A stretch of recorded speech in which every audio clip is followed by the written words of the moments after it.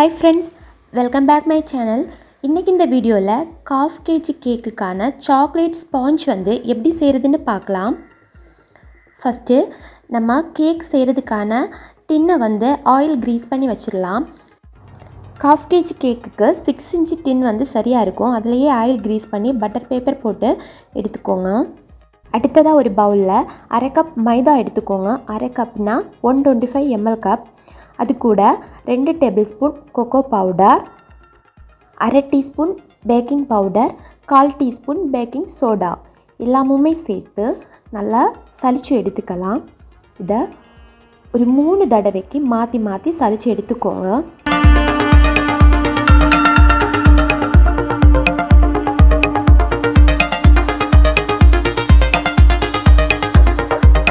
இப்போ நம்ம மாவு எடுத்து அதே கப்பில் ஒரு கப்புக்கு கொஞ்சம் கம்மியாக சர்க்கரை எடுத்து பொடிச்சு எடுத்துக்கலாம்.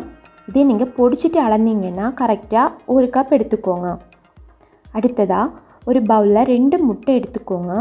அது கூட 1 டீஸ்பூன் வெனிலா எசன்ஸ் சேர்த்து ஃபஸ்ட்டு லோ ஸ்பீட்லேருந்தே நல்லா பீட் பண்ணி எடுத்துக்கோங்க. ஃபஸ்ட்லேயே ஹை ஸ்பீட் போடாமல் ஃபஸ்ட்டு ஸ்லோவாகவே தான் பீட் பண்ணணும். அப்போ தான் நமக்கு கேக்கில் எக் ஸ்மெல் இல்லாமல் இருக்கும். எக்கும் நல்லா பொங்கி வரும். எக்கு எல்லோ கலர் மாதிரி நல்லா ப்யூர் ஒயிட் கலராக சேஞ்ச் ஆகிற அளவுக்கு நம்ம பீட் பண்ணி எடுக்கணும். நல்லா ஒயிட் கலராக சேஞ்ச் ஆனதுக்கு அப்புறமா நம்ம பொடிச்சு வச்சுருக்க சர்க்கரையை கொஞ்சம் கொஞ்சமாக சேர்த்து நல்லா பீட் பண்ணி எடுக்கலாம். சர்க்கரையை 3 பேட்சாக பிரித்து நம்ம பீட் பண்ணி எடுத்துக்கிட்டால் போதும். நம்ம சர்க்கரை சேர்க்குற ஃபஸ்ட்லேயுமே லோ ஸ்பீடில் தான் பீட் பண்ணி எடுக்கணும்.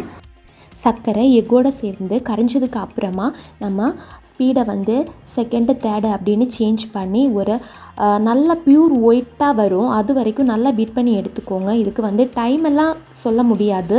பீட்டரோட ஸ்பீடுக்கு ஏற்ப நமக்கு டைம் சேஞ்ச் ஆகும். பேக்கிங்கில் பிகினராக இருக்கீங்க அப்படின்னா உங்களுக்கு எக் ஸ்மெல் ப்ராப்ளம் இருந்துச்சுன்னா நீங்கள் வெனிலா எசன்ஸ் கூட 1/2 டீஸ்பூன் மில்க் எசன்ஸ் அப்படி இல்லைன்னா பைனாப்பிள் எசன்ஸ் கூட சேர்த்துக்கோங்க. ஆனால் சாக்லேட் கேக்குக்கு இதெல்லாம் சேர்க்கணும் அப்படிங்கிற அவசியம் இல்லை. சாக்லேட் கேக்கில் நம்ம கொக்கோ பவுடர் ஆட் பண்ணவும் இல்லை. ஸோ அதில் எக் ஸ்மெல் சுத்தமாக நமக்கு வராது. வெனிலா ஸ்பாஞ்சை பேஸாக வைக்கிற வேறு எந்த கேக்குக்குமே நீங்கள் எக் ஸ்மெல் இஷ்யூ இருந்துச்சுன்னா இந்த மெத்தடை ஃபாலோ பண்ணிக்கோங்க. எக்கு இந்த மாதிரி நல்லா பீட் பண்ணதுக்கு அப்புறமா நம்ம மிக்ஸ் பண்ணி வச்சுருக்கோம் இல்லை மாவு, அதை கொஞ்சம் கொஞ்சமாக அதையுமே ஒரு 3 பேட்சஸாக பிரித்து இது போல் மிக்ஸ் பண்ணி எடுத்துக்கோங்க. ரொம்ப ஸ்லோவாக மாவு நம்ம ரொம்ப ஸ்லோவாக தான் மிக்ஸ் பண்ணி எடுக்கணும். அப்போ தான் கேக் ரொம்ப சாஃப்டாக கிடைக்கும். ஓவர் மிக்ஸும் ஆகாது. மாவு சேர்க்குறப்போ 30 ml காய்ச்சி ஆற வச்ச பால் கூட சேர்த்து இடையிடையாக மிக்ஸ் பண்ணி எடுத்துக்கோங்க. உங்களுக்கு இந்த மாதிரி ஸ்பேச்சுலா வச்சு மிக்ஸ் பண்ண கஷ்டமாக இருந்துச்சுன்னா நீங்கள் ஒயர் விஸ்க் வச்சு கூட மிக்ஸ் பண்ணி எடுக்கலாம். உங்களுக்கு எது வசதியாக இருக்கோ அதையே நீங்கள் வச்சு மிக்ஸ் பண்ணி எடுத்துக்கோங்க. இப்போ பேட்டர் ரெடி ஆகிடுச்சு. இதை நம்ம க்ரீஸ் பண்ணி வச்சுருக்க டின்னில் சேர்த்துடலாம். அடுத்ததாக ஒரு டூத் பிக்கால் இந்த மாதிரி பேட்டரை நல்லா லெவல் பண்ணி விட்டுக்கோங்க. அப்போ தான் உள்ளாடி இருக்கிற ஏர் பபிள்ஸ் எல்லாமே உடைஞ்சு போயிடும்.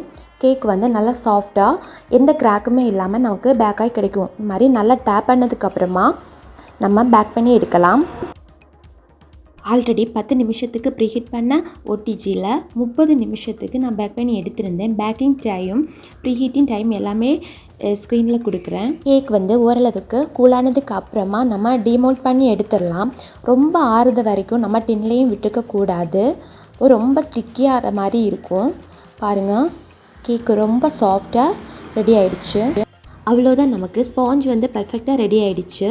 இனி நம்ம ஐசிங் பண்ணுறதுக்கு இதை ஸ்கின் லேயரை ரிமூவ் பண்ணிவிட்டு ஸ்லைஸ் போட்டுக்கிட்டால் போதும். இந்த வீடியோ உங்களுக்கு பிடிச்சிருந்தால் லைக் பண்ணுங்கள். புதுசாக பார்க்குறீங்க அப்படின்னா சப்ஸ்கிரைப் பண்ணி சப்போர்ட் பண்ணுங்கள். இதுலேயே ஏதாவது டவுட் இருந்தால் கூட நீங்கள் கமெண்ட்டில் கேளுங்க, நான் ரிப்ளை பண்ணுறேன். தேங்க்யூ.